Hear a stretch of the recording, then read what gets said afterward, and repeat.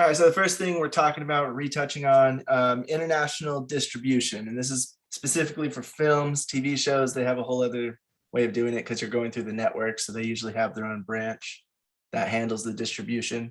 And they usually have companies that are like either worldwide or have really close connections to other companies anyway. So we're just talking about film. This comes from filmmakermagazine.com. It's letter A in the syllabus underneath international distribution. For international distribution, you'll typically need to get an international sales agent. Whatever rights and deal you make with the sales agent will determine what rights and deals that they will attempt to make with potential distributors around the world. So first, you have to make a deal with the sales agent. What rights do they get to the film? Do they get all countries or only certain locations? Do they get theater rights? Do they get all the rights? Whatever you give them, that is the deals that they're allowed to make. They're not allowed to make deals that they don't have the rights to. So that's the first thing that happens with international distribution is you figure out if you want to go with multiple different sales agents and things like that to try to get it more focused on certain areas, or if you just want to give it to one company or one sales agent or sales rep or something to branch out to other distributors internationally. And different sales agents, depending on how big they are, how big their agency is, will determine on how much leverage they have and what they want in the deal, which will determine kind of like what deal you make with them. So the sales agent will, whatever rights they have, they'll start pitching and selling the rights they are given. They'll draft distribution agreements, deliver the physical and electronic materials of the film to the distributors, and they'll finally collect and pay the revenue that is due to you. A domestic agent or a producer rep will work with you short term, often selling to one distributor because they handle whatever nationality you are in. So for Canada and United States, it's usually going to be that you give a distributor the rights to do North America. So it'll be both Canada and the United States in that instance. Sometimes you might have a deal where it's just the one country that you are in, but normally it's handled like North America is handled as one thing, and then everywhere else is handled internationally with a sales agent. But because of this, a domestic agent or a producer rep, they only need to work with you short time because they only need to get one deal done. Whereas an international agent will be a partner for years. They should help create marketing materials as well as plan a festival strategy if one is needed or determined to be needed. So you really have to be careful with who you pick with a sales agent because they should be with you for years because they're making all sorts of deals around the world. And because they're making deals, sometimes they might distribute to a country like some countries in South America. And then if it does well there, they might be able to get it to go to other countries like in Europe, or they might send it to Europe first. And if it does well in Europe, it branches out to parts of Asia and then parts of South America and things like that. So sometimes you don't have all these deals happening at once. Oftentimes you don't, especially with independent films. It often happens in like a branch. It starts here, does well, and then they show how well it did to the other deals they're trying to make to other people. And if it does well, they have more interest. So you get a better deal. And then you just keep branching out until it's all over the world. So because of this, they are with you for years, and you need to pick carefully to make sure they are a good agent that is going to give you a fair deal and also work for your film instead of just shotgunning it everywhere all at once. You want them to really try to get it to sell the best deal they can in every spot that they can try to get it in. Sales agents should be thought of as a partner who will brand you to the marketplace in all of the countries of the world via all media, theatrical, video on demand, TV, and other ancillary media. Revenues for a film can sometimes have 50% or more come from worldwide revenue streams. So even though the deals aren't usually as good seeming because the percentages are less, you get less of a percentage of the amount of money that you get from other countries because there's so many other companies it needs to pass through. So everybody takes their cut before it gets to you. Even though that's happening, it's such a wider market. There's so many more people that are able to watch your film and so many more markets to sell it to that you end up making a lot more money than you do just selling domestically. If the film's doing well anyway. So with larger films, you can see this all the time. They have like maybe 100 million coming from, even like the biggest films, they have like 100 or 150 million from the box office in the first weekend from North America or the United States. And then internationally, it's like 300 to 700 million or something. It's just like a huge amount more that they earn from all of the world compared to just the country that they developed the film in. Sales agents usually take around 15 to 25% of revenues as their fee. And then of course, the reason why you get a less percentage is because now whatever distributor they're giving it to is also going to take the fee in whatever country they're distributing it in. Sales agents connects with those distributors. And so now you got a distributor taking the fee, and then you got the sales agent taking the fee, and then they're passing on the rest to you. It's the same thing with a domestic agent or a producer rep. But because they're branching out to more companies, and then there's more things that need to be done, like subtitling or dubbing or changing, captioning, and it's just things like that. It costs more money, which is why you see a less percentage whenever you do international deals. But overall, it adds up. A sales agent should be able to provide estimates of what each country's ask and take prices may be for like the best deals, the in-between deals that are they're like average, or like worst case scenario deals. So whenever you are talking to a sales agent, they should be able to see your film and know like the genre and the budget that you have and like what actors do you have in it, if you have any named actors or anything like that.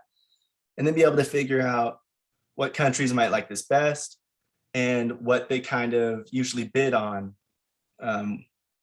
for these types of films in their countries from previous experience or from previous like films that they've looked up that have sold in that area. So they should be able to give you some kind of estimate on what they think. And if the estimates sound too good to be true, it's usually because it is, and that is a red flag when it comes to international distribution or local distribution. You always want to be aware that if it sounds too good to be true, it usually is, and it's because they're trying to get a deal for you to give them the rights, more rights than they should get for whatever amount of money they're giving you or whatever kind of deal you're making. So you want to be aware of that and watch out for it. And always, everything you do, always read the contracts, get an entertainment lawyer if you can, because if your film is doing well and it's doing well internationally, that can be a really large revenue stream. But if you sign a bad deal with your sales agent and you're not really paying attention to the contract, or you don't understand some of the language, and it's kind of the language that's going to get them more money in the long run, then you won't see nearly as much as you would if you just take your time to make sure they are a legitimate company that pays out on time and that is not going to give you a bad deal, and get the contract checked by an entertainment lawyer to make sure that you understand exactly what this deal entails, and then decide if you think it's worth it or not. It is possible to do it yourself with international distribution, but it is extremely difficult. It's really time consuming, and you're not going to have the same connections you would that a sales agent has. You're not going to know who to contact, who's legit, things like that. Like you can contact all the companies that the sales agent is contacting, but you might not be able to actually get in touch with them because they don't know you. And then you're going to have to make sure that you're doing everything yourself, that you have the right technical requirements that each country needs, because they might need different ones. Different countries are going to have different frame rates, different aspect ratios that are required. Like I said, with the subtitling, the dubbing, certain deals like that. And so like you definitely will have a very hard time getting it into international markets if you're trying to do it alone. It's not impossible, but for the most part, it kind of is, because it just doesn't, it's just not a very good way to go about it usually, because it's really hard to get in touch with the people, and then you have to know what they want, how to talk to them, and you don't even know what the main companies are that are in that country. And so it's really hard to like figure out who's legit over there and make sure you're doing the good deals. And then you have to look over all the deals and the contracts yourself, making sure they're all good, hiring an entertainment lawyer for those especially. And it just is a really time consuming and difficult process. But with all that being said, they say it is possible. It's just most people go for a sales agent because it just makes it way easier. But yeah, that's all the really stuff that I had that was like new or like a little bit different. Everything else is pretty much the same as what we've been talking about with international distribution. For the most part, people will go with a sales agent, they'll get them to do it. And then with the sales agent contract, it's really important. If you're hiring a sales agent, you want to make sure that they don't have full rights to just sign away any contract that they want.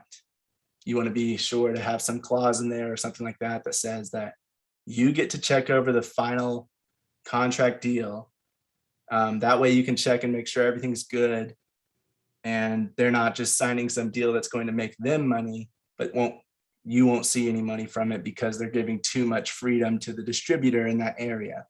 You know, so you always want to have a clause with the sales agent, making sure that that contract is beneficial for you and that you will still have control in all final agreements and deals.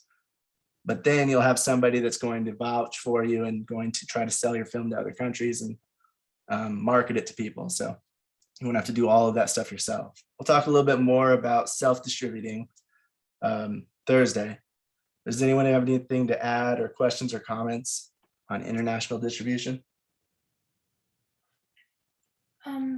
I think like you said last week and the week before, we talked about it a lot more. And I feel like it's one of those things that you can learn about it and you can study about it, but I feel like you'll only really get a full picture once you're actually talking about it with a professional and in the thick of it, I believe. Yeah. Yeah, like the experience of actually doing it is going to be vastly different from Completely just different, talking yeah. about it. But it's good to know like what can be done, what can't. No, definitely. I still think it's important to learn. I'm just saying that there are some things about it that we're only going to learn when we're actually in it. Because I feel like it's very different for each country.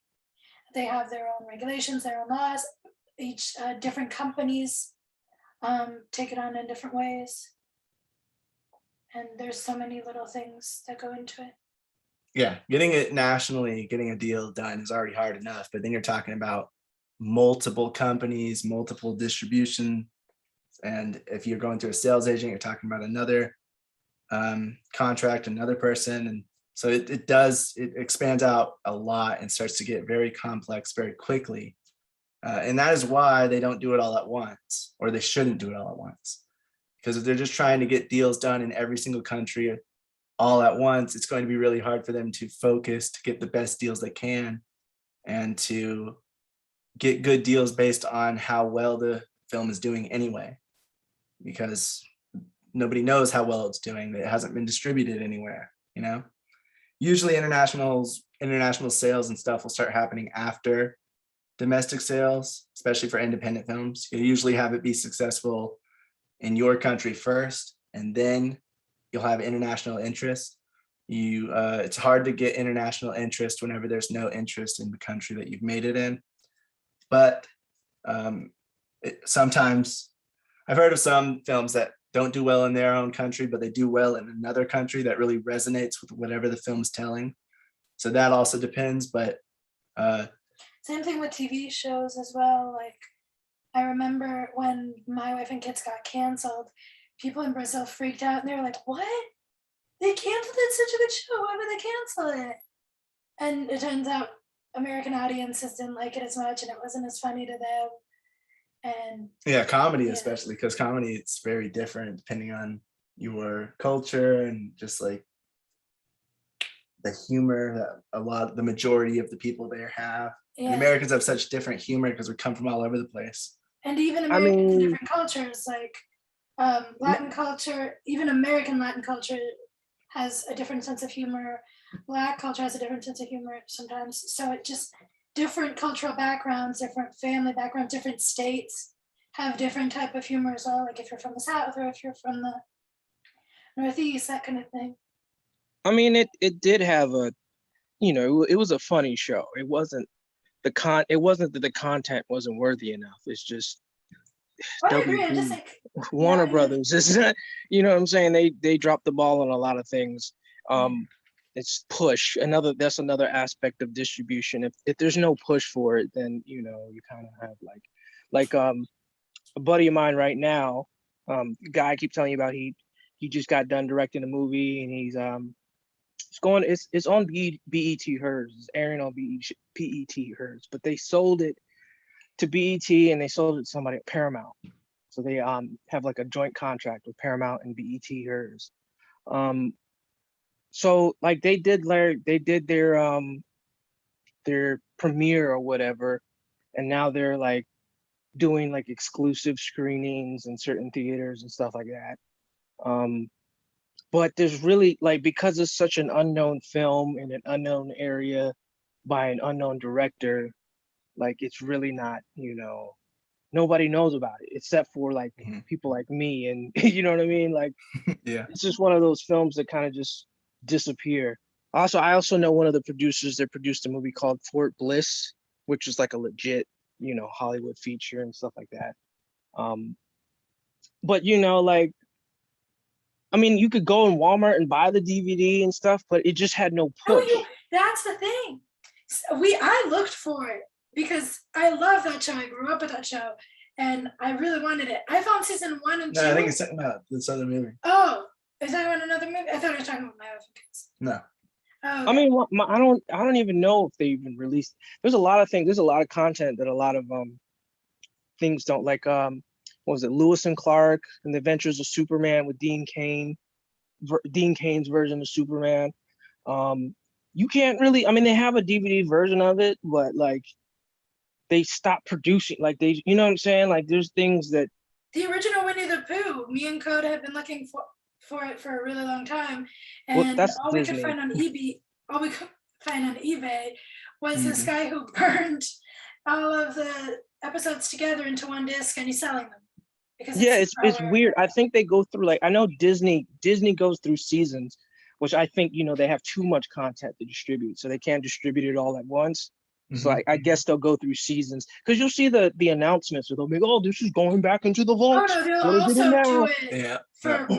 And they do that to try to keep everybody's interest up when it comes in re-releases. Yeah, it's not just like, oh, we have too many things. No, it's a marketing strategy as well, so that they can. Oh, you can only buy this DVD for a limited time. Like I remember the special edition of Cinderella, the 50th annual edition. My dad got it because he was like, oh my gosh, it's a 50th annual edition. It's important, it's special. And he got it for me. Yeah, that's the big thing with the movies now, especially these bigger franchises like Jurassic Park and Ghostbusters and Star Wars. Like, not to offend anybody, but some of the geeks are like really into like they'll just buy anything. Like they'll put the re-release of this, that's and that. No matter how bad the thing is, they'll still buy it, they'll still go watch it. I'm like, why? They say, like, oh, I know this is gonna be bad, and they watch it anyway. I'm like, no, you're giving them money. Yeah, exactly. You're supporting it. Yeah. Then talk about what they should have done. All right, maybe they should have done that. All right, we'll give them another try. Right. Yeah. Yeah. So with the big IPs, they can kind of do whatever they want, it seems like, because people will just keep going to see, hey, maybe this one's good, maybe that one, maybe this one. It's heartbreaking. The last 3 haven't been good, but maybe this one will be. It's a different director. But there was a horrible Star Wars. But that is, yeah. but that is the frustrating thing too, as far as distribution. Everyone's like, oh, why do you have DVDs since you can find everything on streaming? You cannot. There are so many shows that I love and I look them up and they're not anywhere.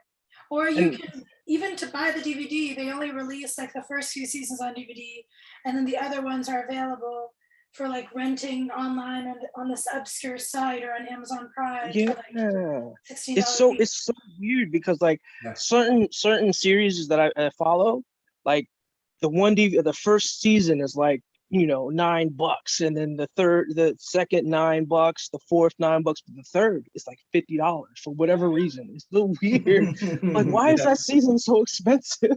I went Right. through that with the 70 show because I was like, really, the worst season is like $20? Yeah. It sucked. And it's like the later season because they get to that spot where they're like, okay, we have syndication rights and we can sell the DVDs for more because people are interested in it. They're trying to buy a third season. Yeah. The They price do it on right? purpose. And then you also have the Yeah. and then you also have the music rights, the copyright issues, like Scrubs ran into, where you buy two different types of DVDs. You buy the DVDs where they changed the music after, what was it? They were bought by ABC or something. Yeah, And the then show was picked up by a different network, and so then when they released their own DVDs, they couldn't have the same music because they didn't pay for their same rights. And it completely changed the show in so many episodes because they completely changed the music. And for you to find the original DVDs that have the original music is also really hard because they were only released for a limited time. Yeah. But that's why with music, when you're trying to do international distribution, you have to make sure that your music is you have the worldwide rights to it, or that you're going to have to replace the music with something else that's similar and or just replaces it in a way. Because sometimes you might get a music deal that only allows you to have it in a certain country or a certain region. And so then you can't, like, maybe you have North American rights, but you don't have international rights to the music. So the music you're using for North America, now you have to change the song or you have to try to make a new deal. And making a new deal after it's done is really hard to do. So usually you just have to either find a new music deal to do with a different song and just replace it and get the deal to the worldwide rights to it. Well, I was gonna ask you, can you make like the similar song, like you have a guitarist and somebody singing, and it may be like words from the song, but that you can't do that either. Like instead of playing that record, have somebody else.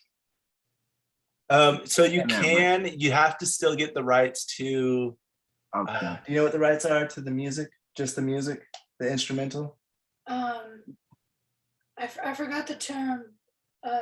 There's different music rights that you have to get when you're getting rights to music. You get rights to So the there's like lyrics, the you get rights to to- the one who wrote the lyrics. If you're not using the lyrics, then you don't have to get those rights. You have to get the rights to the composition. So whoever composed it, the music, the actual like notes and everything, and how it plays out. You have to have the rights for the mixing sometimes, depending on if you're using a If there different were mix of different, it. it really depends on that, how complex it is, depending on how many people were involved in making the piece of music. And And how the ownership works. producer that produced the song, you'd have to get the I can't remember what the name is, but it's basically like if you're trying to use the actual song, you have to get all the rights. You have to get it from the composition, the And if you're lyrics, trying to and imitate the whatever it's called. The producer has their own rights because they produced the song, so you have to get the rights from them too. But that's not even necessarily always true, because sometimes someone else bought the rights and you think, oh, I just have to buy the rights from this producer, but no, actually someone else bought the rights. And so it's a whole thing, like the whole Paul McCartney and Michael Jackson situation with the Beatles. It's kind of like the chain of title with film. You have to follow that chain of title for the music to find out who actually owns this. Now, if you're using, like, if you're trying to make a song that's like, oh, it's not that song, but we're like making a similar melody or similar lyrics, Yeah, like a because parody it's the version, lyrics. that is very tricky, and you gotta be really careful because they can still sue you for that, depending on how similar it is, depending on how the rights work and who owns them, depending on how many seconds of the melody you play. It Some people are really, really annoying. Like if you're around the YouTube space or the creator space, everyone knows that Universal Music Group is notorious for that. You can't Oh even no, use like yeah, I know 15 to that. 30 seconds that they will hunt you down and They completely will. cut that from your video or from your project if you don't Yeah, If you're obey. no, making a I similar make sounding music. song, it's very tricky too because It's it really tricky. depends on like how You closely it. could change certain notes. I mean, Yeah, because and I like was that gets told that. very tricky depending on uh how I don't know how to say this, but how much they like want to hold on to their song, and they can Yeah. sue you if they have the money. So if you're No, making a but you're song that's right. intentionally like aligning closely to another, Yeah, it because it's can be a closer. legal thing, and it can actually hinder distribution deals because the distributor might not want to have to deal with that if they do end up suing for it. So it is a big, huge, like music is very complicated and very messy if you don't have the rights to it, which is and like I said, if you're making something that's similar, it doesn't mean you're necessarily using their rights, but it can be construed that way. So it just really depends on who you're trying to mimic. If you're just making a song, like if you wanted to make a movie that was based in a certain era, and you're making a song that sounds like from that era, then you're not really taking from any specific Saturday song. Night Fever. Yeah, you're just kind of Similar. taking the music vibe, like the different instruments they use or the I different got you. sound, but it's not really going to be exactly like any song, so you're good. It'd If be you're like trying to like elevator actually music. make it like a certain song, it can be it can lead to a legal I issue. understand. You Yeah. have to be really careful and Yeah. dot your yeah. Especially Okay. with who owns the music, that is a tricky. It's like there's some people that don't care as much, some companies that don't care as much. Sometimes the rights to that even expired, or that's a free to own song, like those songs that are, I forgot the specific term, but the ones that are free to the Master? public or something like that. Oh, okay. But Right. more often than not, you run into the issue of someone owns it, and depending on who it is, you can get in a lot of trouble, or the company just Public doesn't want to domain is what you're trying to look for. Huh? Public domain. Yeah, public domain. Thank you. Yeah, there's not much music that's in the public domain anymore, but Not even happy birthdays in the public domain. Goodness. right.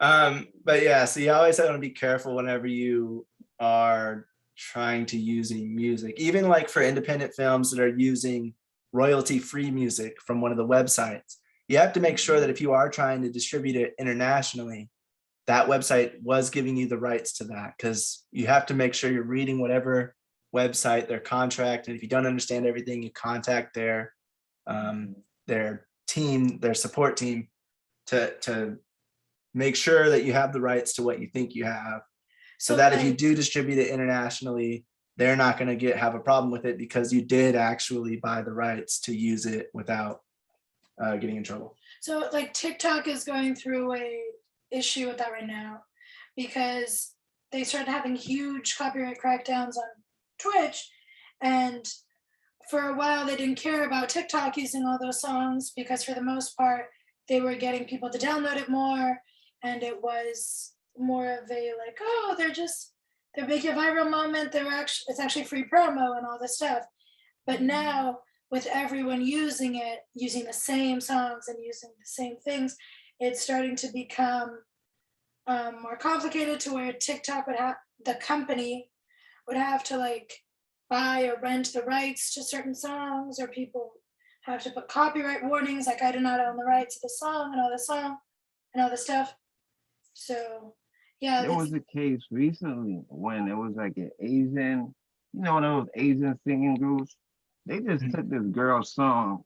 Like this girl just made like a little little TikTok, and then I think one of these big time Asian, just like made it super fly and just took a song. And then the whole thing now, they kicked her off the platform. Basically, they took her song.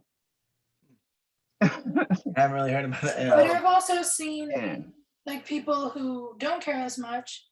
Like I follow this musician and he makes like different versions of Okay. well-known songs, and he was doing like the Lizzie McGuire Dreams Are Made Of if it was on Taylor Swift's Folklore album, and so he did like an entirely different arrangement with the guitar, and he was singing it in a completely different way, and he didn't run into copyright issues because he either put like the rights to the original song and stuff in the description, and he also made it clear like this is a song, this is who owns it. Well, you're talking about videos. So when it comes to Any actually videos. making money from like films and stuff, that's when people step in and go, hey, wait a minute, you don't have the rights to this, because they want a cut of the pay Yeah, that's because exactly you're what I using their was, thing. that's exactly what I was gonna say. It really depends on how much money you're making as well, because most of those videos don't make a lot of money, which is why a lot of people don't go after them. A lot of companies Yeah, don't because go- sometimes it costs more to actually try to take it down because it's just an independent YouTuber doing whatever. So it's like they might have a few thousand views and nobody's really watching it, and they're not really making any money off of it because it's only a few thousand views. So they're like, who cares? But when it's someone like one of the biggest YouTubers that makes hundreds of thousands a year or more, millions a year, then they might go after them, because there's money. And so it might actually earn them more money to go after them than it costs to pay the lawyers and stuff to go after them. So it really comes down to like that type of stuff. But when you're talking about a film, it's usually making money. If it's going internationally, it's making money from somewhere, whether it's a few $1,000s or it's multi-million dollars. So the copyright stuff is really important. And also, you're not going to get a deal with a sales agent if you don't have the right copyright deals, right? Copyright contracts with them. They're going to look over all your stuff and make sure that you actually have the rights to what you think you do. But that doesn't mean that we as independents need to just be like, oh, they'll take care of it. No, you need to make sure that your contracts, when you're signing them, you are getting the rights you think you are, because you don't want to get to the point of trying to get a sales agent to then find out you actually don't have the rights to use that song. And also sometimes they will say, oh, we'll try to get those rights for you. But they're also messing with so many other things that they might not be able to, and you might not find out until later. So you need to be on top of that and make sure, hey, how did this go? Did we get that? How is that, Well, you need to get the rights before you even go to them, is what I mean. No, I'm talking about when you're in that stage of trying to get everything and you're distributing your tasks of like, you're going to try to get this, you're going to try to get this, with your team and stuff.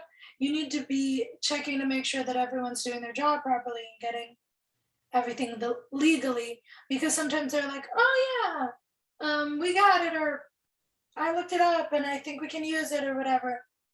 Just double check everything. Another thing I've heard from some independent people is that they've signed contract, or they were going to sign contracts with the people.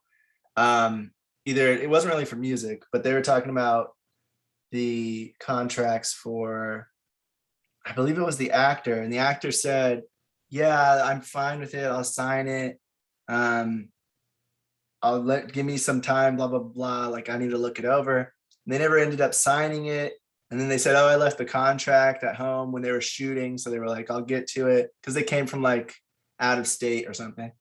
And so they were like, okay, well, once you get back, sign it and send it to us. They never ended up doing it. And then when the film was finished and they were getting ready to go out with it to try to get distribution, it was a big issue, and the actor didn't want to because they didn't like how the film turned out. And it was this big whole thing, and they ended up not being able to distribute their film anyway, because they didn't ensure the actor signed the contract. So you can't just go by somebody's word, unfortunately. You can't just believe that they're going to do what they say they're going to do. That's actually a tactic that's used commonly.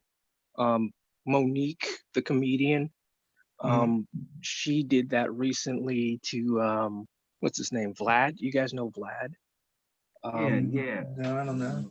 I think I've Well, heard Vlad is a top. He's a internet personality that he does interviews, kind of like not a podcast really, but more like a, just a segment. He'll interview. sort of like a Vanity Fair or Hot Wings situation.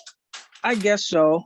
But he interviews more, more culture and Black people and stuff like that.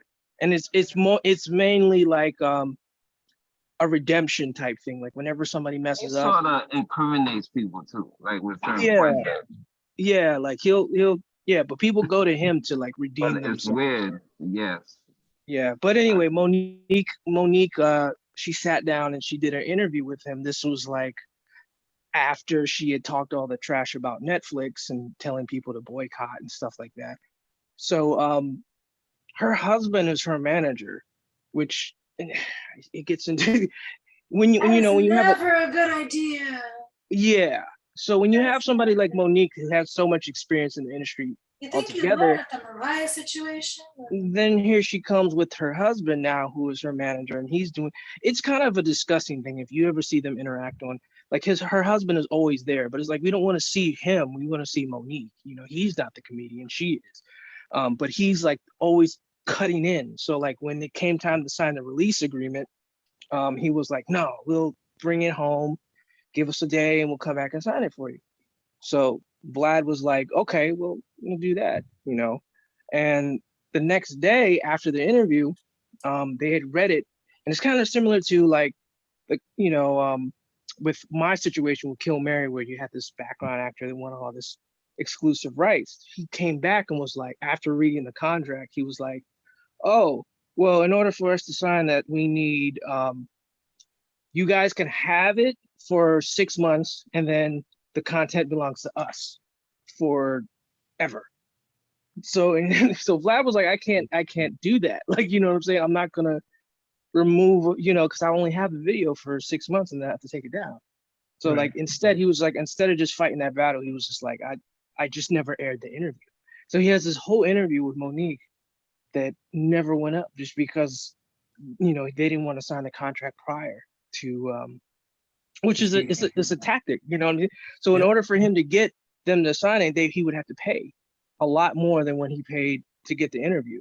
Right. So and that's why it's important to get the contracts for music and everything like that situated, because if you get to the point where you need a contract and you're going to have a deal, that's when they go, oh, you're gonna have a deal? Well, then it must be worth something.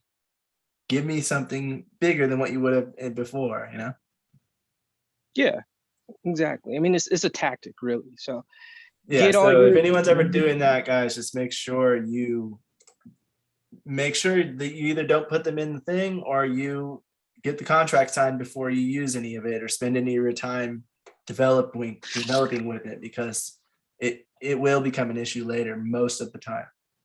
Especially if the content is like whatever it is you're shooting with that person in particular is like something important, like super, like in this particular case, Monique was the subject of interest. So it was like all that time, effort, and all that stuff, they set up. I mean, the lighting and stuff wasn't so great or anything, but you get the gist of what I'm saying. Like that's a whole segment that, it's a whole day work or more, probably more, just for them to not even be able to use it. Yeah. Exactly. So. All right, moving on from international distribution, we're talking about budgeting a TV show. We've already talked about this. So again, I'm just going to go over, kind of recap a little bit. I don't have too much to this, but gasproductions.co.uk, letter B in the syllabus is where this stuff's coming from. So budgeting a TV show is similar to budgeting a film. However, with TV, you need a lot less money to be able to be spread out across a lot more content. So you have to budget in portions, figuring out what everything would cost, looking at specific things until you have those figured out, then moving on instead of trying to figure out the whole thing at once. If you do it in portions, it'll be a lot easier because you can nail down certain aspects of the production and then move on to the next thing instead of trying to figure out pre-production with post-production and everything all at once. Go from pre-production to production to post-production, step by step by step, until you have everything hashed out in your head of how much everything's going to cost for each episode. You also want to be realistic with the costs and always budget with any surprise problems in mind, because those are going to come up a lot. So you want to make sure to budget realistically, but then also kind of have a little bit more than you think it might cost just in case problems arise, which they probably will. With drama TV, they tend to have larger budgets than comedy. So keep in mind your genre and what the budgets are like for TV shows in your genre. If costs are piling up too high, you want to consider reworking the story to bring costs down. And this is talking about, you're making the budget after you write the story. You're not filming and then figuring out that it's costing too much. That's a different problem. This is if you are coming up with the budget, you're writing down how much everything is going to cost, and you're seeing that it's costing way too much for what you're probably going to get for this specific genre of show, especially with your experience and everything like that. So you might want to rework the story to get the cost down. Maybe they don't go on vacation in Hawaii. Maybe they stay at home and do a vacation at home, something like that to bring the cost down. Remember that TV isn't done by independents for a reason, because it costs too much. Budgeting the show is to share how much it will cost with the networks and the studios when you're pitching it to try and secure funding for that show. So this is why it's important to be realistic and accurate with the numbers whenever you're budgeting for that show. So when you're budgeting for a show, if you think the budget, if you have maybe like a 10 episode season and you think it's going to be around 20 million, you're not just going to say that the budget is 2 million per episode. Go through each episode, budget them out so that the costlier episodes, they might have visual effects or a musical number, an action scene, or something more expensive than the normal, like going to a new location, like Hawaii, instead of being at their regular location they're always at. You want to have a larger budget for those episodes and then have a smaller budget for the episodes where they're mostly just in the same location and there's maybe not as many actors and whatever else. So you have to budget it like that instead of budgeting it as a season as a whole. Whenever you get to the actual pitching of the project, if you have a semi-realistic budget and you have a good pitch and you have a good idea for the show and the executives of the studios think you do and they like it, they might not give you that full budget that you have in mind. You might say it costs 20 million to do the show, the season. And they go, well, we really like your idea. Maybe you've done a pitch episode for them, a pilot episode, and they really liked it. So they want to budget the whole season, but they're like, we don't think it's worth 20 million. We'll give you 15 million. And then you have to go back into your budget, or you have to have somebody go back into your budget and figure out how you can make it work with 15 million, if you can even make it work with 15 million. And then you have to decide if you are going to take that deal and lower the cost somewhere, or if you're going to have to be like, well, we just can't do it on that budget. It's not going to be the same quality as you want it to be for that budget.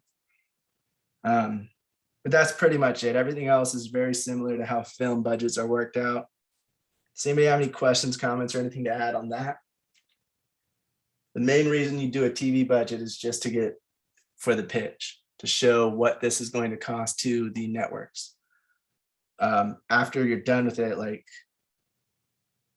I would just recommend do your research realistically. Don't try to look for the cheapest option of everything. Because realistically speaking, you're probably not going to get the cheapest option every time. So look for a very realistic budget to present to them. Don't try to be like, oh, we're going to try to make it as cheap as possible so that we get it. But also don't try to get the best of the best for every single thing, over budget. Yeah, I'd say find a mid ground, like you're saying, not the cheapest version. If you need a chair for the scene, don't just get the cheapest, crappiest, ugliest chair you can and say that, oh, that one will definitely be able to get 30 of those for the scene we need, with everybody sitting around in a big, huge circle or whatever. And don't go, oh, well, we'll need these expensive dining chairs that are the most expensive, the thousands of dollars each chair. Find a middle ground and be realistic with it based on the options available out there, because you're not going to be able to find all of the chairs for that cheap. Most likely you might find one or two, but if you need in great numbers, you probably won't be able to find all of them that way. And then Look with at the expensive multiple ones, you places, probably too. don't need the most expensive ones. So Look at multiple places too. I know a lot of people that manage to create their sets almost exclusively from stuff found at like Walmart, Target, and Amazon. And they manage to create their set. Mhm. So try looking multiple places. Don't just look one place for don't just look at Amazon for everything. Don't just look at Walmart for everything. That's something as well.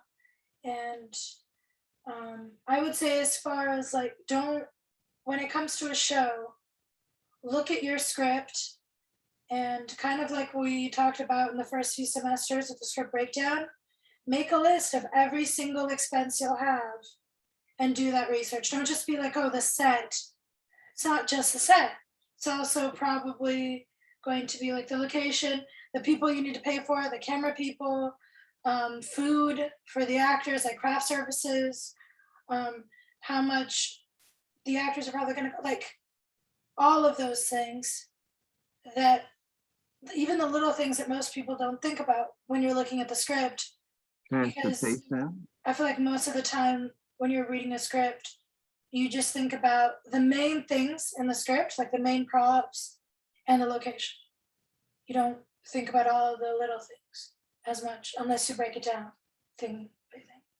What do you think? yeah, like the greenery and the shrubbery, and then there's just the set decoration, set dressing. Yeah, because you don't think about it. You're just like, oh, there'll be plants. You don't think about how much those plants are actually going to cost. Right. So you really want to break everything down individually, just like you would with a film, and be realistic with it. And then also have some kind of budget in there for problems that may arise during production. And if you can bring all of that to a network, and it'll look more professional, and it will be more of a realistic number, because you don't want to lowball it and act like you can get something done for way cheaper than you actually realistically can. And you don't want to just try shooting for the stars for the biggest budget on earth, because you're an unknown, so you probably won't get that. I would also say analyze which episodes are going to charge more than others, because a lot of shows have talked about that, about how they had these episodes that cost way more, and then they basically broke their budget for the season. I mentioned that. Oh, no, I know. I know. Yeah, that's true though. There's some shows that they say, oh, they spent their whole budget on this episode. They wanted to do a musical episode, and that can cost a lot of money, especially if it's extremely different from the rest of the show. And or they'll do like a fantasy episode or something like that, and it's just like something very different from the normal. This is usually on sitcoms, but the same thing happens with dramas, where they try to do like a lot of special effects or a lot of visual effects, a lot of stunts in one episode to make it action-packed or something like that, which, like Priscilla was saying, can eat up the whole budget for the rest of the series, or the season anyway. I was going to expand on that point. I knew you said it. I was going to expand on that point by just saying, like, when you know that an episode is going to cost more than another, maybe try to fit in a couple episodes. Like, okay, this season we're going to need a bigger budget for these episodes. So let's try to see if we can create some episodes that are one location. Kind of like how Friends did with the one where no one's ready, or other episodes, which was specifically made because they had blown the budget. So try to be creative with that as well, when you know that certain parts of your season will need bigger budgets. Try to be creative and use that creativity to create more contained stories where you can. That's what I was going to say. Gotcha. And yeah, so that is, for the most part, people won't pitch an entire season of a show that is fully written out which is another issue where it comes to how much you think you'll need for the budget for the show. But you should have a pilot episode written out and a general number of episodes in your mind of how long that season will be. And so you can kind of extrapolate some of that information based on how much the pilot episode is going to cost. And then thinking about all the action set pieces and everything. Sometimes you can't break it down as fully because you don't have all of the episodes fully written out, but you still have the general idea, the outline of most of those episodes in your head when pitching a season for the most part. And sometimes some people just pitch a show when they only have like the season outline. They don't really have an episode by episode.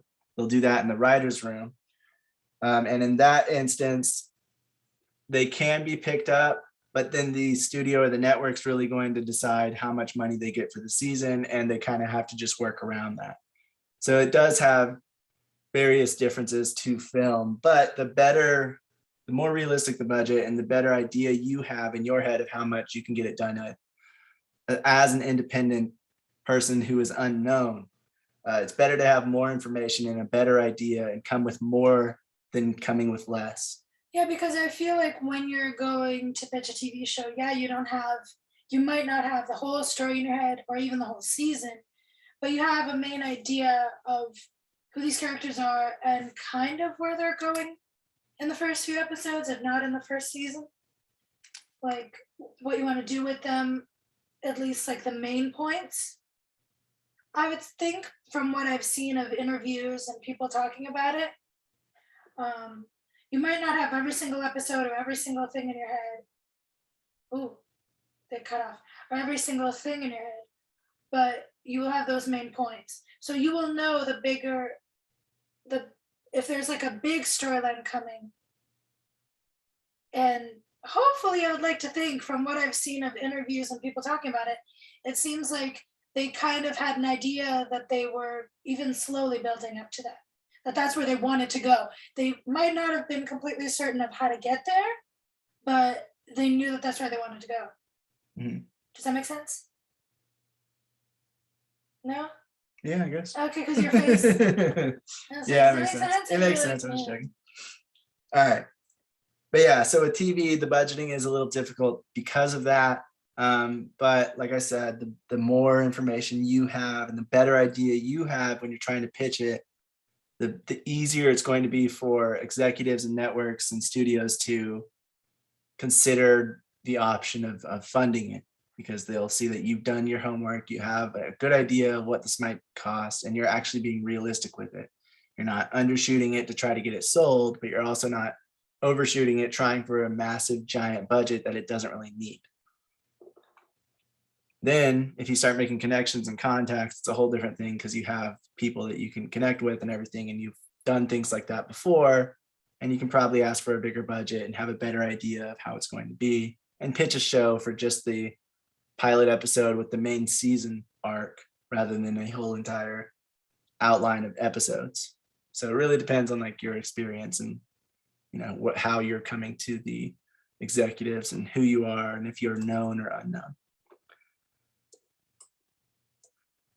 All right, moving on from that, we're talking about TV financing. We already sort of mentioned this, but television deficit financing is the practice of a network or channel paying the studio that creates a show a license fee in exchange for the right to air the show, and in which the license fee is less than the cost of the show. Basically, a studio or a production company owns the show. They're the ones making it. The network or the channel that's going to pick it up are paying for the rights to show this show on their channel, on their network. So they're buying the rights to the first season from the studio to air it or air a certain amount of reruns, whatever the contract is. But they're not paying for the entire cost of the production. They are just paying for whatever the deal is. Usually it's around maybe like 50% of the costs of that season. And then the studio or the production company has to fund it the rest of the way through other financing means, like you would if you were financing a film. And if you have backing from a network, it can be a lot easier because there's somebody who believes in the project. So the other investors and things like that will be more inclined to help finance the project to get it realized. For financing the TV show, you will need to pitch the show to the network, studio, or major streaming service. If they like it, they will then help fund the show and usually attach a production company to produce it. So if you're not a production company yourself and you're going for a larger streaming service, or you're going for a network, or you're pitching it to a different production company already, if you're pitching it to a network or a streaming service, they will often attach a production company they believe can handle it to the project, and you will help create it in some way or fashion, depending on what the deal is. But they don't often give it to independent production companies to make, because they already know this other production company they've worked with before can do it. And so they entrust the rights to that to them to create it, and you being on board with them instead of doing it through your own company. And then again, that production company will then have to gather the rest of the funding. Another thing that may happen is the show gets co-distributed and produced by multiple countries. So there might be a show that's trying to come out in the UK, and other countries, some around Europe and things like that, are going to help finance it and fund it because they want to show it in their country as well. And so they pay a certain amount of the costs. And so different countries actually own the rights to it. And that happens a lot with like Europe. It happens a little, I think it happens a little less often with like United States productions, but in Europe and other countries that have a lot of smaller countries close by, they will sometimes group together to create a show, and that's called co-distribution.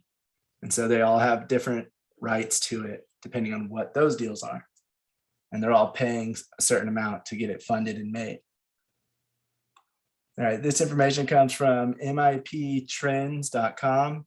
It's letter A in the syllabus underneath financing TV shows. They say private equity investments are starting to be made with TV, where that was typically only reserved for film. More companies and investors are realizing the revenue capabilities of an IP, or an intellectual property, that is created through TV shows. An increasing number of countries have extended their film support tax incentives to include TV, or have introduced TV specific support, because they can also see the revenue capabilities of TV shows.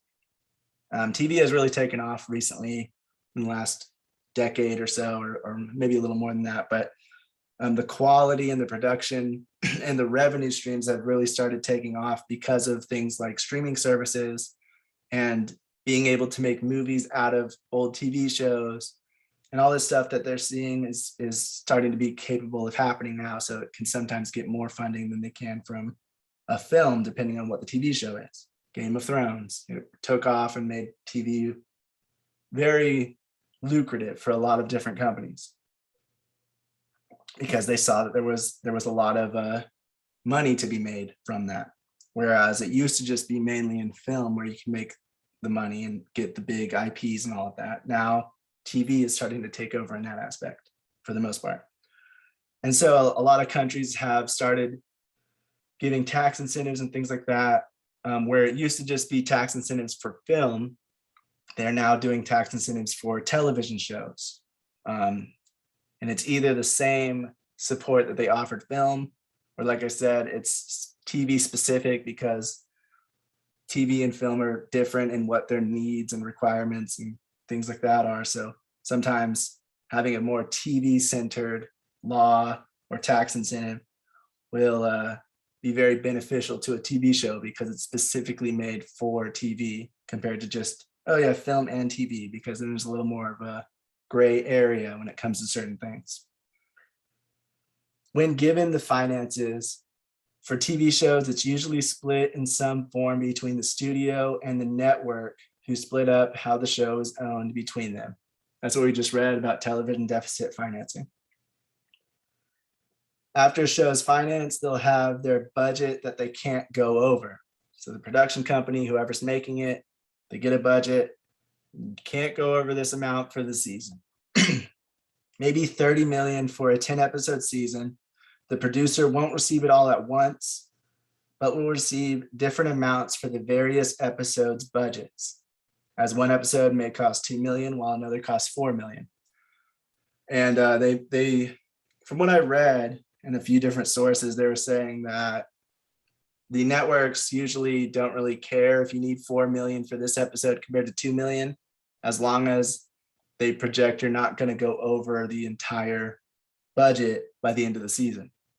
So it's different if you're like, if it's a 30 million budget, 10 episodes, and you're like, I need 10 million. Then, that's obviously a huge red flag. And they're going to be like, whoa, why do you need 10 million? But if you're like, hey, I need 3 million for this episode and 6 million for the next one, but 2 million for the next two, they're just like, okay, if that's how you need to distribute it up. They pretty much trust whatever production companies they're working with at that point, because you've done all the contracts, paperwork, and things like that, so they can see that you know what you're doing.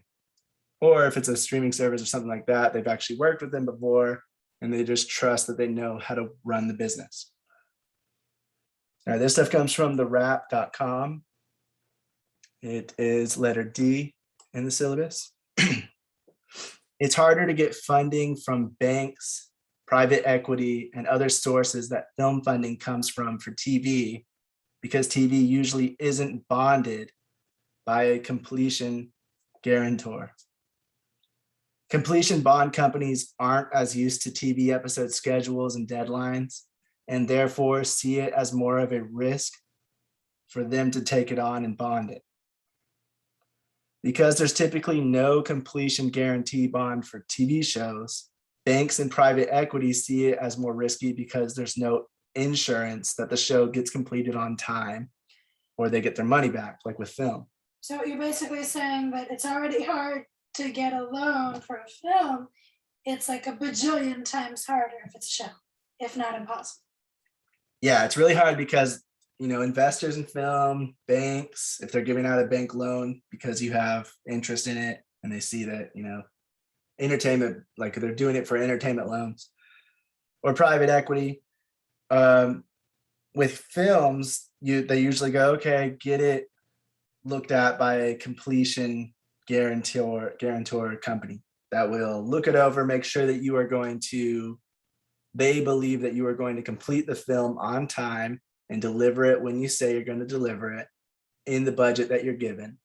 And you have all your contracts and everything ready to go, and you're all good, legally speaking. And if they're good, they're going to take on all that risk, saying, we will pay the distributor, we'll pay the banks and the private equity back your money if this company or this producer does not complete the film on time. And that's why they can kind of take over the film and run it the way they see fit if production's falling behind and all these problems start arising and they're not communicating with them. But for a TV show, it's very different because there's so many episodes that have to be completed at a certain point. There's a lot more schedules. There's a lot more budget. Like with the budget, you can't really tell, are you over budget? Because this episode might cost more than the rest, but it doesn't necessarily mean you're over budget. And so it's a lot harder to tell what the budget for each episode should be to keep you on track for the whole season. And because of this, those companies that usually do the bonds that say, we guarantee they'll complete it by this date, or you guys get your money back, they say, no, we don't want to take on the risk. We don't know enough about TV shows and their schedules and everything. And because of that, because they're not taking on that risk, those other investors and things are going to take on the risk. And if you don't complete the TV season by that point, or you don't complete the episodes on time, and you're going over budget and everything like that, the investors just lose out on all their money because there's no bond completion bond that says you will complete it or your money back. So it's very, yeah, like you said, it's really hard to get those kinds of loans and Yeah. things with a film, but with a TV show, it can be a lot harder. Yeah. And that is also why when you pitch a show, your production company, if you have one, usually isn't the one to actually produce it, because they need to get some company that has done this stuff before, that has the connections with these completion bonds or with these investors and private equity and banks, because they know that, oh, this company has made TV shows in the past and they have delivered them on time. Yeah, it's just like when you're going in for any loan, really, like they're gonna look at your history and your capacity to pay it, the money you actually have and how much is actually coming in. When it comes to like big loans like that for like big investments, it makes complete sense that it's like, well, this is a huge investment. Just you having like good credit isn't gonna cut it, because a million things can go wrong. A million things can happen to where you wouldn't make your money back, even if it is successful. Mhm. So of course, that they're gonna want a bigger company, a bigger name that can take on that debt, even if it doesn't work out. Yeah. And another issue is completion bond companies usually require that they are able to take over the production if deemed necessary. Like I was saying with a film, if you are running behind a lot, if you are not communicating with the completion bond company, and you are going over budget, they may step in and either have somebody on set to help out each and every day, like on a day-to-day basis, or they may just take over the whole thing if you're being very uncooperative or very unprofessional and you're just kind of ruining the whole production. Or there's just a huge problem with different things like scheduling and like you're just running it terribly. They don't like doing that, but they do if necessary. But with TV, it's a bigger challenge to do stuff like that because networks, cable channels, and digital distributors are often require the same right of takeover from the producer. So if you're signing a show to a network, they also want it to be done on time. They have put it in their list. They have made time slots for it and sold ads for those time slots for that new show that's going to come out, whatever the schedule is. If you're not meeting those schedules, that's going to ruin their entire channel because they have all this stuff set up for it. So they usually require to be able to take over as well, so that if you're running behind, they kind of do the same thing. Cable channels, if you're with them, or if you're with digital distributors like streaming services, they require the same thing because they all set dates for when this show is going to come out so they can build the hype up until the point where it actually comes out. And if they want to market it, you say it's coming out in a week, it's coming out in 2 weeks, after like several months to a year or more of being in production, then they can start saying it's coming out at this point, and everybody can anticipate it and build up hype for it so that when it actually does release, everybody knows it's coming out next Friday. But if you're really far behind on production, that deadline's probably not going to be met. And then they want to be able to take over to help make sure that it does get done on time. Same thing with the budget. They're putting in 50% of the financing or more. With streaming services, they sometimes do the whole thing. I think, like Netflix and stuff will pay for the entire season instead of it being owned by the production company. So that is something different. But if we're talking about like networks and cable channels, they'll pay part of it and then the rest of it's on the production company. But because they're paying part of it and because the streaming service is paying all of it, they want to make sure you're not going to go over budget because they don't want to waste $20 million on you if you need 30 million and your budget's only set to 20. So they're going to try to take over to keep everything under cost. You're doing something wrong. We've gone over all the stuff. We've gone over everything the episodes, and we've deemed that, you can get it done in 20 million. So what are you doing that's making it cost 30 million?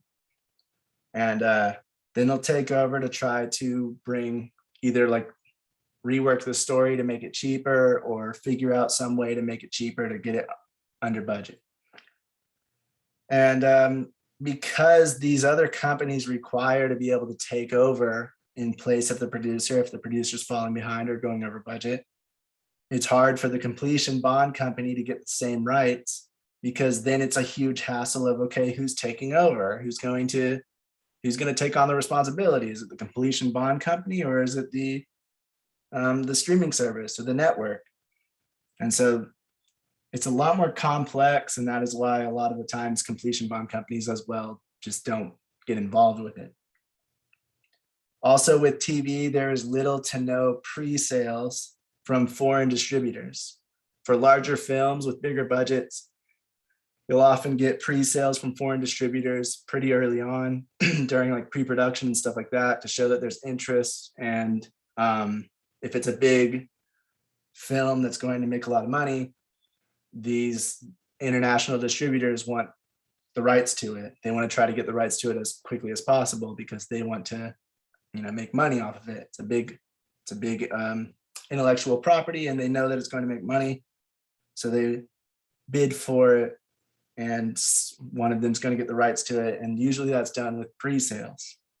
With TV, there is none. So it's a bigger investment up front for both the network and the production company. And that means they need more finances from different investors and different things. And because it's more money and there's no money backing it already, it's a bigger risk. Foreign distributors usually want to see commercially successful and multi-season shows before deciding to buy. And they typically wait until a show is at least in its second season before trying to buy syndication rights to it for their country or their area. TV productions often operate at a deficit, even very successful series, until a syndication deal is made, which isn't often even considered until a show has 100 episodes broadcast. Now, streaming services are different because they already operate in other countries, so we're not really talking about those. We're talking about the networks and the channels in other countries that want to buy the rights to show those episodes on their own channels, their own networks. And that usually doesn't happen until 100 episodes are broadcast. With streaming shows, it's up to the individual service to determine if the show is worth the cost or not, depending on whatever analytics they're looking at. But because of all of these different things that go into it, financing a TV show can be very difficult. And that's why independent people just can't do it. They really just can't make a show on their own. They need the backing of these larger companies. They need the backing of these people who know what they're doing, these companies that have done it before and that have these relationships, because the people financing it, the network financing half of it wants to know that it can get created and be done in a quality manner on time. But also for the production company, they need to find financing from other sources, and those investors want to know that this thing's going to get done, it's going to get made, and it's going to be done in a quality manner. So it's a lot bigger of a risk, even though it's less money typically than film, because you have a lot more content, a lot more hours worth of content with a smaller budget. It's a bigger risk because not a lot of TV shows make it to multi-seasons, and that's really where it starts to make money. If they even get out of pilot season, that's the thing too. Exactly, yeah. It could just be in the first season and then nobody's watching it, so it's canceled immediately. Or they don't even they get funding sometimes for okay, we'll fund you to make the first couple episodes, then you're gonna test them out and see, and then they're like, oh, sorry, canceled.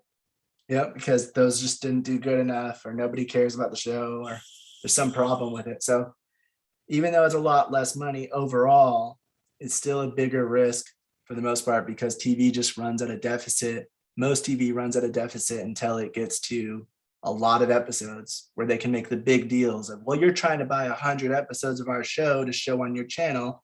that's worth some money because a lot of people like this show, compared to, well, we have 10 episodes or we have 22 episodes for our first season. That's a lot harder of a sale, and it's not usually done unless it's a really big IP that's already like known very well. Like Game of Thrones and those kinds of shows are different because they're already an established intellectual property based on books.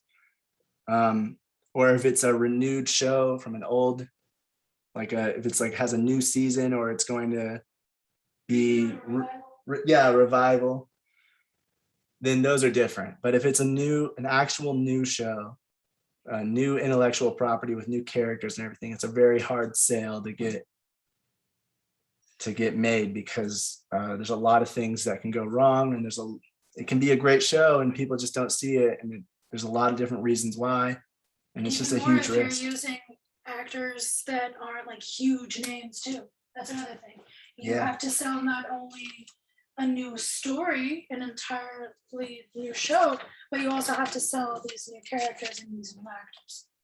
Yeah. And so oftentimes the companies that are willing to risk the investment, the like the bigger networks and things like that, they often do test marketing and things like that to see if anybody's interested in it. One of the reasons that Game of Thrones was even made was the two writers bought the rights from George R.R. Martin to be able to make it into a show. So they had the rights themselves, and they wanted to write the show, and they wrote an episode, but they said that the formatting and things like that weren't even like correct to how TV should be made, or however the standards were. There were a lot of pre-production problems, and typically you would just kind of cancel the whole thing if that were the case, because they were the showrunners. But HBO had already kind of like test marketed it out to different international companies and audiences and things, and there was a huge amount of interest for it, where they were like, oh, it's worth the risk because there's so much interest in this that we just feel like people are going to watch it.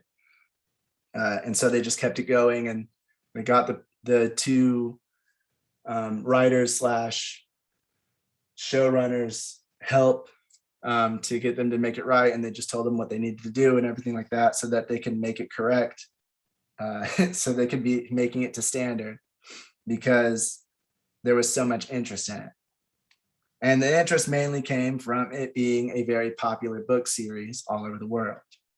If it was some new IP, that's very unlikely to happen. So you have to keep that in mind. But yeah, does anybody have anything, questions, comments, or anything to add about TV financing?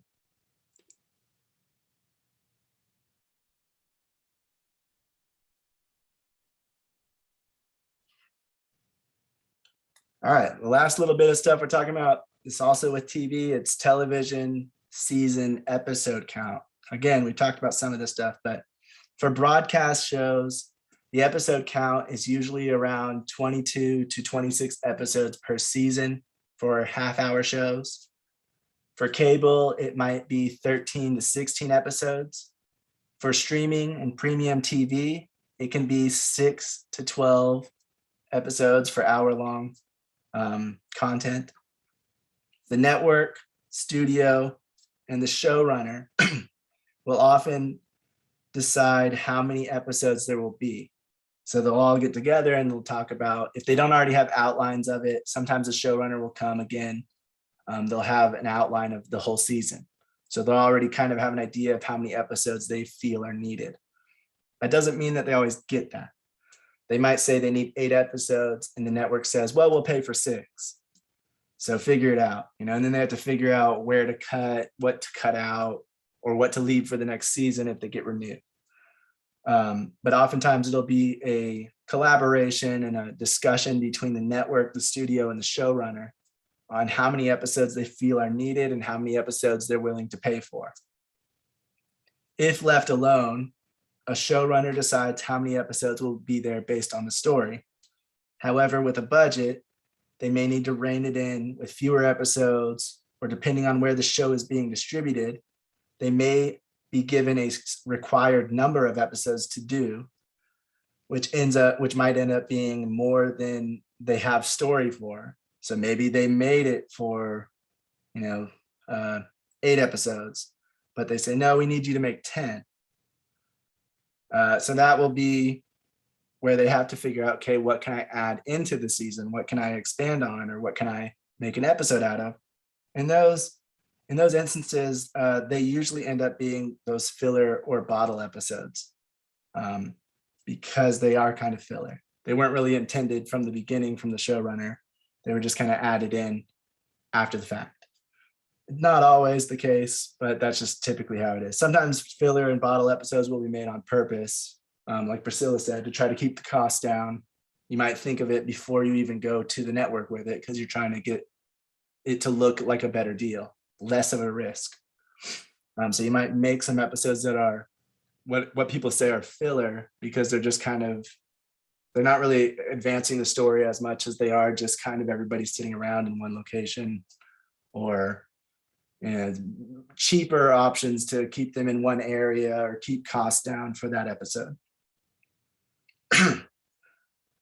Some showrunners want to end a show, and the networks or studios want to keep it going as long as possible for the money. And so they end up making a deal sometimes to split the last season into 2 parts with more episodes than they would have had in a regular season. So if the regular seasons are like 12 episodes, they may say, how about we do 2 8-episode seasons? So the full episode count comes out to like 16. And that way it's a little bit less than a normal season, but we get more money out of it because we're splitting it up into 2 parts. And then there's also mini series, which can be 4 to 6 hours in length and kind of act like an extended movie. And they're usually cut up into about 2 to 4 parts or more. And then there's limited series, which typically have a limited number of seasons and episodes. And that is usually thought out beforehand by the showrunner, who says, I have like a 4-season story I want to tell, and here it all is. If it starts doing really well, sometimes the studio will come to them, or the network will come to them and be like, you sure you don't want to extend it? You sure you don't want to add in another season or 2? We're making a lot of money from this. And depending on the showrunner, they may take the deal, or they may say, no, I only had story for these 4 seasons. There's also the case of in the beginning, they try to make it have less episodes in the first season, so it's cheaper as well. Mm-hmm. So that's another thing. And yeah, that is, I hate that so much. I mean, that's the thing, right? You hate having less episodes in the first season? No, I hate when they do that, when they're like, this was supposed to be a 5-season story. Oh yeah. And they're like, oh, it's making so then much the whole money. season can be filler if they didn't have an idea for the season that actually makes sense to the whole show. So many shows that I really love. I'm like, it should have ended there. And it had a plan to end there. And then they were just like, we're making a crap of ton of money. And I can't even completely judge the creators, because it's like, of course, it's stability, it's money, it's a world that you've been writing for a while. So of course it would be easier as well than creating a whole new world, you would think. Then it just goes to the crapper. But it's just one of those things where you can't really judge them, because it is hard to get stability in this industry. But at the same time, it's very frustrating. And at some point you run out of ideas, and it's painful. It's painful to watch. Yeah, so it's usually one of the 2 extremes for a lot of shows. It's either the network wants more episodes or more seasons than the showrunner had planned for, and so they don't have as much story, or it's not as pre-planned as the rest of the series. Or it's the opposite, where they have ideas for 10 episodes for a drama show, and they go, well, it's pretty risky with whatever the idea is, and you're kind of new, or you're maybe even if you're not new, they're still like, well, this is going to cost a lot of money and it's a risk, so we'll give you 6 episodes. Yeah. Like Priscilla said, they sometimes do that for like the first season. And so the showrunner has to figure out how to kind of consolidate that season into 6 episodes, which is almost half of what they had planned originally. So that can happen as well. And with sitcoms and things like that, with broadcast half-hour shows, it's always, well, it's not always, but it's usually going to be that standard 22, 26 episodes. So that is something that the showrunner should keep in mind and have ideas for. But also with sitcoms, I think that not as many episodes have to be outlined as with dramas. With a linear show, the story needs to be when you're pitching it, the story needs to have outlines for the episodes and the seasons. And here's what we're doing in season 2, season 3, and beyond. And You then also, go ahead. For a sitcom, because they're so episodic, it's just the main pitch is just to give a general sense of how the episodes might be, what could happen, what could possibly happen, what might be the main draw in the next season if we get it. And those kinds of things might be the pitch rather than trying to outline 22 episodes. And that's another very frustrating and painful thing to watch, when you see a clear path that a creator and a story has, and it just doesn't have enough audiences. It just doesn't make enough money, or it makes too much money to the point, or it costs too much money to the point where they're just like, I'm sorry, we're canceling it earlier. We're canceling it early. And that whole plan goes out the window, and you can see it. Sometimes in those instances, the show is given a final season. So they're canceled, but they're canceled for the next season. So they say, you can wrap it up, but we're not doing another season after the next one. So wrap it up next season. Or you just have. Or some of them get canceled immediately and they just don't have any, they leave on a cliffhanger and then Like Archive 81? they're just done. The other thing that happens sometimes is the network will screw it up. If it's on network TV, live TV, they might air it out of order. Like what happened with Firefly? Firefly had like a linear story, but it couldn't be followed because they were airing it out of order. So the audience was like, this doesn't make any sense. What's going on? I thought this was happening. I thought that, what's going on? And really it was just that the network accidentally released it out of order. I think it was canceled after 7 or 8 episodes because of that. Sometimes there's also the shows that the network feels will do really well and they start releasing it. And within a handful of episodes, it's doing so bad that they decide to cancel it out, even though they've produced more episodes. They're like, screw it. This isn't even worth putting up here. Whether it's because of time slot, whether it's because of budget, or just because there's no engagement, or there's barely any engagement. They just projected there'd be a lot more interest in it than there was. And so they took the risk of producing the whole season. And then after 6, 7 episodes, they're like, this isn't even worth putting out on our channel the rest of this because nobody's watching it. We'd rather have something else in place at this time slot. But most people, when they buy the DVD of Firefly and they actually watch it in order, they're like, holy crap, this is actually a really good show. And it would have been so much better and so much easier to understand if they had freaking released it in order. Well, the other thing with that, I'm surprised that like Netflix or something hasn't picked it up for another season, honestly. Well, Firefly's super old. Yeah, for a renewal. Sometimes like that, it'll be a popular show or it'll become a cult classic. Same thing happens with films, where it's not really received well in the beginning, but then later on it starts to build and garner an audience. Then a different network or a different streaming service now picks up the rights to it and distributes a new season or just renews the show. The complicated thing about that, though, is one thing that a lot of streaming services have been noticing, that maybe in the beginning they didn't notice as much, is that there's a very big difference between public outcry online and actual engagement while you're watching. An actual like going there and watching. It's just like when it comes to politics, like there's a very big difference between people that are vocal online and people that actually go and vote. So one thing that they noticed when they were picking up these TV shows that were canceled by other networks is that there was this huge outpour online and this huge protest and people wanting to watch it. And then when they finally renewed it, they finally got it on those streaming services, people weren't as engaged as they thought they would be, or that it seemed that they would be online. Yeah. And that's another big thing too. And that's something that streaming services are noticing. And they're like, it's kind of hard because it's like, how do we know if this will translate well to actual viewership? Mm-hmm.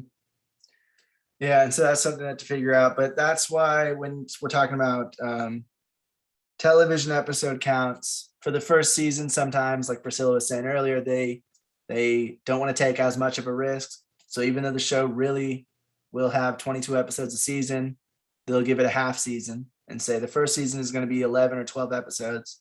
And then if it does well, we'll do a 22 or 24 episode full season next time.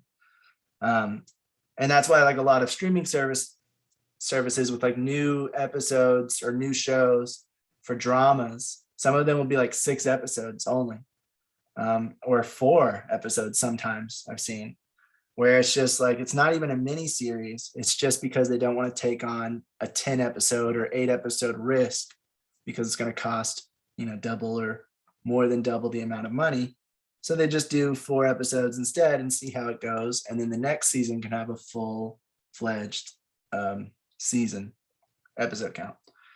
But like I said, the showrunner will decide if they are left alone, and that'll be dependent on how trustworthy they are, if they've done a show before, if the network has a relationship with them or previous relationship with them, and a bunch of other factors like that, or how big the IP is.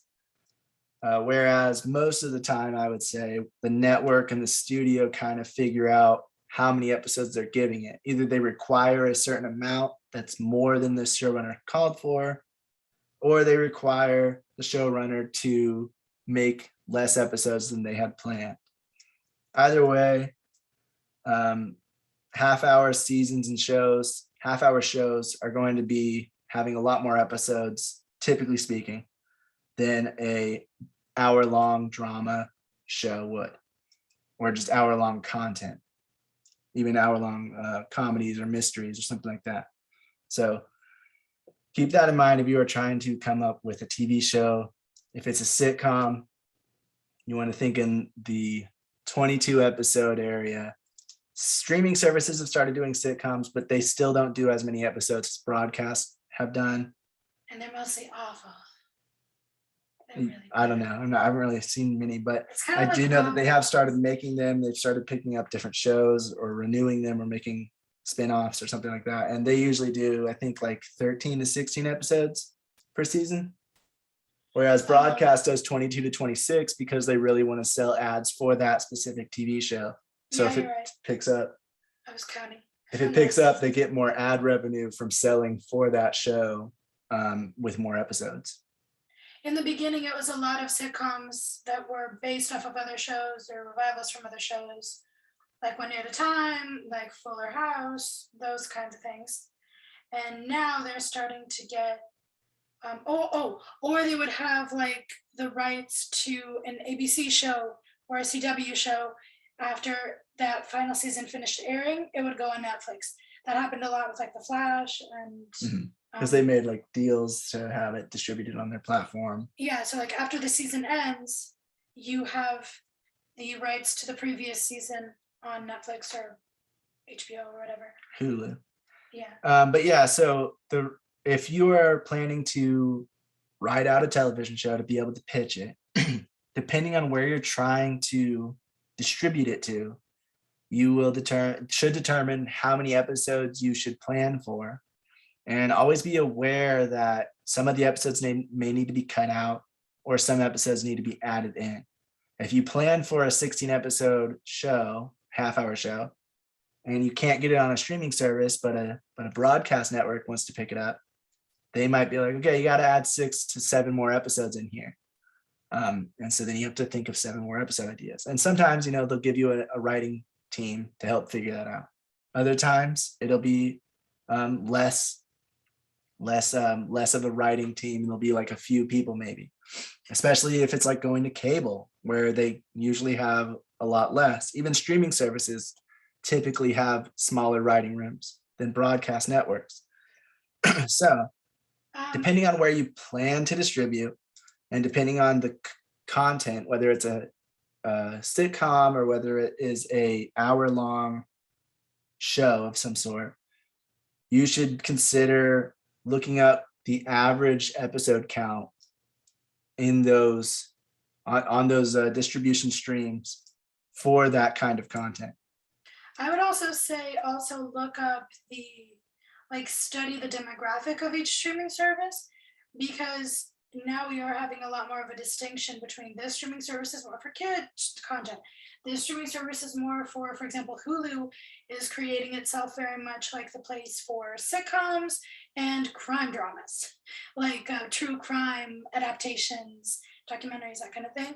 And then Netflix was known, I don't know now, for their original content, and they do have some docs here and there, but they're known mostly for their original content and some different kinds of shows they'll usually give more episodes to than others. Exactly. So that is definitely, yeah. So knowing which demographic, which platform, which company you're pitching to really helps you see, first of all, not waste your time and be like, oh, I'm going to pitch to all these streaming services or all these syndications and companies, and some of them aren't even the demographic you're looking for, or not even buying the type of product you're trying to sell.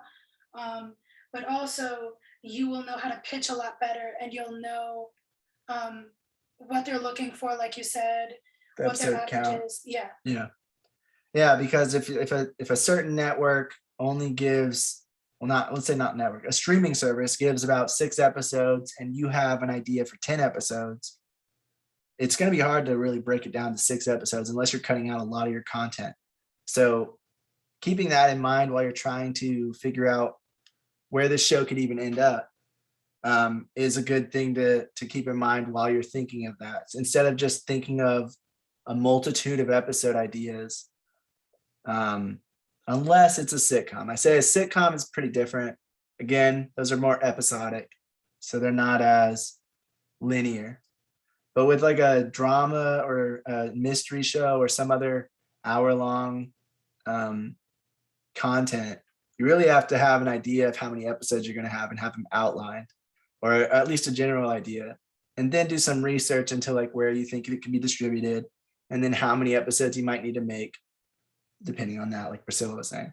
Yeah, especially because if they only give you 8 episodes and it's a 10-episode story, you will have to know, like, okay, what can I tighten in and make an 8-episode arc, or what can I do like a cliffhanger or something to make it fit into the next, without it feeling like a complete abrupt stopping. Exactly. Ending. Or if it's an 8-episode thing but they want 10, where can I stretch it to where it's not completely boring and feels like filler? Can I add any ideas in between? Yeah. That kind of thing. Vish said reviews and buzz is usually coming from social media alone. No, it really depends. That depends on where it is going to be, like who's making it. I would say like the streaming services, they sometimes have ads about their biggest shows, but they do kind of rely more on like word of mouth in those cases. They don't really do as much advertising for as many different shows as they should, in my opinion. Yeah, they're definitely getting better at it over the years. But it's been very much kind of like how back in the days when you'd go to the movies, there wouldn't be much advertising except for like billboards and stuff. Most of the advertising would be from your little friend from school that would be like, oh, me and my parents watched this and this movie and it was so cool. Oh, hey, I took my kids to see this movie, or hey, I took the missus or the husband to see this movie and it was really good. And that's how historically movies and stuff were spread around, because no one's on TV 24/7. And even if you do see let's say a billboard, you're not going to think about that billboard constantly.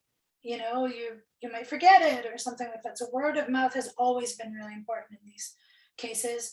And now social media is kind of like the virtual town square, as it's been called.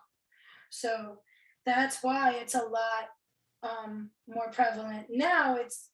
It's a way of taking that word of mouth, mixing it with advertising, but it's a lot more in your face because you're on social media a lot more than you were back in the day, like on TV or driving down the street. So I think they were relying a lot more on word of mouth because they're like, oh, that's how we always did it. And now that we have internet, it's probably even easier for that word of mouth to spread, right? But I feel like over the years, they've seen that that's not necessarily true because social media is such an abundance of information that it can be very, like our attention spans are shorter and it can be very easy to like, move on to the next thing. So I feel like now they're starting to advertise it a lot more. Yeah, I think with broadcast networks or cable TV, they often, well, obviously they'll show it on their own channel for like upcoming shows. They'll have ads placed somewhere in their channel for it.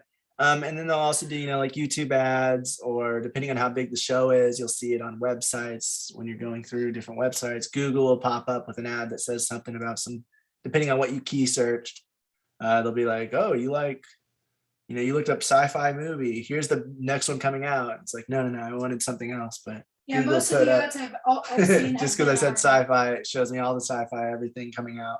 Yeah, most of all the ads I've seen have been on YouTube right before a video, or in between. On Instagram, like while I'm scrolling through the stories and something pops up, like a trailer or commercial or something, or when I just open Google and there's like the headlines and talking about stuff that I search a lot, like new movies, TV shows and stuff. Yeah, so I think a lot of it now does come from like social media or just the internet, because it's so, with advertising, it's very easy to target who you're trying to advertise to based on what they've looked up, and what channel, what websites they go to. Especially now with all the phones spying on us all the time. Well, yeah, it's just like your computer, your phone, it can track. That's why it's called like the internet, cookies, because they have this past information from each website you went to, past information from what you looked up. What did you buy on Amazon just now? Oh, you just bought a collectible from Battlestar Galactica, then maybe you want to watch this new sci-fi show that's We've out. all been there where we looked up something or we said something out loud, and then the next thing you know, you're scrolling through Instagram and there it is, an ad for that thing that you. I haven't even been getting ads for this, but I'm sure because I'm saying sci-fi so much, I'm just going to be getting so many sci-fi ads on my phone and my computer now because of Zoom. But that's just how it is. And it's actually good if you are the advertiser. So if I'm trying to advertise my channel or something, then it's a lot easier for me to be able to target who I think might like it, what my target audience is. And it's very helpful for films. We'll talk a lot more about marketing and stuff next semester, but it is very helpful to be able to say, I think younger people will like my thing. And I don't really think that this area in the world will like it, so I'm not going to advertise to them, because you pay for the people that see it or the people that click it. And so if I can say I only want people under the age of 30, and maybe I think that for some reason, I think that North America is going to take it better than South America will from whatever I'm doing. I'm going to say not in South America, or not in South United States, is what I mean. North United States, Northern United States. And then I can target it to that, and I can get a lot more specific with it based on what I think it will be prevalent to. That comes down to marketing, which is you can mess up marketing. Maybe it will be good in the South, and I just said I don't think it will. But then I'm not marketing to the right people, which is why next semester we'll talk about target audiences and finding your target market. I mean, in all honesty, creepiness aside, it is a lot better for the consumers, well, even if it is super creepy and kind of an invasion of privacy in some cases. It is. To be honest, I think, well, No, I don't know like if I this was is gonna like say- bad or whatever, but like I I was like gonna it say- because I like getting ads that of stuff I like. No, that's what I was gonna say. It is in a way better for the consumer because if we're gonna get flooded with ads anyway, if we're gonna get flooded with a bunch of spam ads and information of stuff anyway, I would prefer it at least be stuff I actually care about and I actually like and stuff I'm actually interested in. So in that case, it is a lot more helpful because it helps narrow down the advertisements you're given, the things that are sent to you, be stuff that you're actually interested in instead of just a bunch of annoying, oh, I don't care about this, but then again, you have the opposite issue like Instagram is doing right now, and it's making me hate it and never want to get on it ever, where it'll see me like one thing because now it's trying to be like TikTok. I don't have TikTok for a reason, but whatever. Every streaming service tries to be, every streaming service tries to be like the other, and every social media is trying to be like TikTok right now, like whatever's hot, and it's really annoying. And you run through the opposite issue with advertisers where they see you like this one thing and they just bombard you with that same thing to the point Oh, where that it happens can with use- YouTube's algorithm does it all the time. No, but not like I'll Instagram watch- right now. It's so bad. I'll watch a video on how to fix like this thing on my car or something, and then I'll go fix it.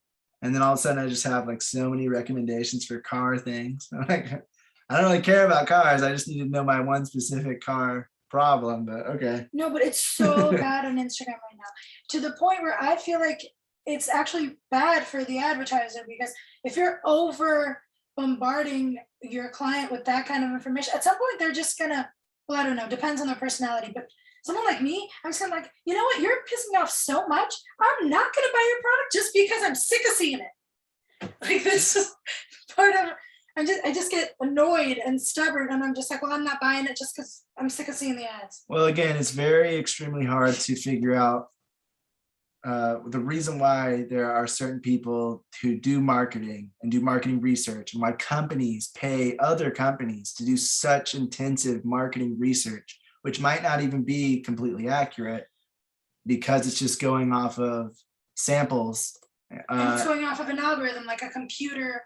An algorithm of like I said, like watching a show, watching an episode of, watching a YouTube video, that's what I'm trying to say. Watching a video based on like a car problem that I had, and now I'm just getting a bunch of car ads and car this and that, when I don't really care about cars. That can be an issue, and that's why there's a huge marketing department. And whenever you're doing a film, for the largest films, the budget for marketing is usually, it can be up to around half the actual budget on top of it. So if it's a $200 million movie, the marketing department could get $100 million on top of that 200 million budget, and the marketing budget 100 million, so that it can try its best to get it out to as many people that will be interested in it as possible, because it's very hard to do and get right. There's so many things that could happen. You could be like what Priscilla's saying, where it's getting bombarded by whatever website or app is being used. They just try to get the most money they can by saying, yep, you got a view on your ad, but you were next to 40 other ads. So how good was that view if you are next to 40 other ads compared to the other sites or other social media or apps that solo your ad out and make it the only ad on screen, because those will be noticed more than the other ones. So all of that stuff is very important, and it depends. And that's why we're going to be talking about that all next semester, and like marketing in general. But it's a whole other thing. And another reason why it's so hard for independent films to get out there, one of the biggest issues and hurdles that independent people have, independent filmmakers, is getting it seen, not just the movie, but getting the trailer or getting the poster art seen, because there's so much out there and it's expensive to do, and you have to find your target market and target audience. But you can only do that by seeing who's looking at it and having analytics sometimes. And so it's a very long process and a very expensive process. And so independents usually don't have enough money to be able to get it out to the right people, to as many as they would like. And that's why those films might not be getting as much reception as they might if they did have a big marketing budget. How you market a film can also bring in different audiences. Yeah, I was gonna Blade say Runner that's- 2049 is a huge film, and it was based on a different film, but they marketed it as if it were a completely different kind of movie because of what was popular at the time, which turned out to be a mistake, because then they got a bunch of people that thought it was going to be one thing when it was actually something else, and they didn't like it. But if they marketed it to the people in the same fashion as they would what the actual movie was, they might have gotten an audience that actually cared to go see it, and they might have given it more praise. So it's not about just marketing. Like you can have a huge, amazing marketing company. Like I forgot which movie it was, but it was marketed by Disney, and Disney did a crap job marketing it to the point where no one knew that it even came out. And the director came out and threw a hissy fit, saying that it was all because of Gen Z and millennials being on their phones and attention spans, and that's why no one watched the movie. When really it was a really crap job of the marketing department. But it was a huge marketing department. So in his mind, I guess it was like, well, I paid millions for this marketing department, and this is a huge marketing department, so it can't be their fault. Sometimes it is. Just because a marketing department is big and expensive doesn't mean it's good either. Yeah, and so that's why with independent films, independent filmmakers have to be very efficient with their marketing, very intuitive, because you don't have too much money, but you also need to get it to the right people to be seen, to get people to come in and watch it.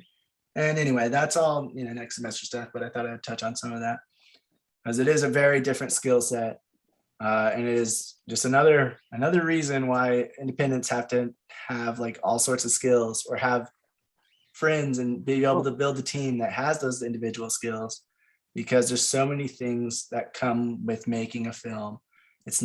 It doesn't end at post-production being wrapped.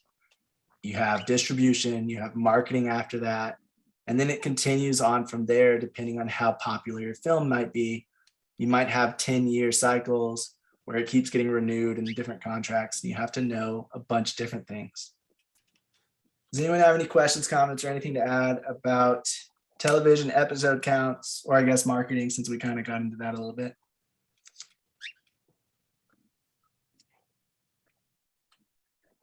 I think I added everything I had to say. All right, well, appreciate everybody coming. Remember that we still have our 2 exercises that will be due August 4th. That is I think it's like a week and a half from now. Yep, so that'll be due on August 4th, a week and a half from now on that Thursday. On Thursday, we're going to be talking about special effects, practical effects, and production design, creating weather and different weather elements for film, That's gonna be fun. greensmen and greenery, what a greensman does on a film set, and self-distributing. Now, How that to, was where something to, I pros didn't and even know was cons. a thing before I looked it up. I What? was like, what? Greensman? Is he in charge of the green screen or something? Oh yeah, greensmen, they're part of the art department sometimes, or the construction crew, depending. And we'll talk more about them on Thursday. Yeah. I appreciate everybody. Have a good night. See everyone on Good night. Thursday. Good night, everyone. See you guys on Thursday. So awesome to see you. Thanks again. You guys rock. All right, you too, Sarah. Thank you. You're welcome. Bye. Bye.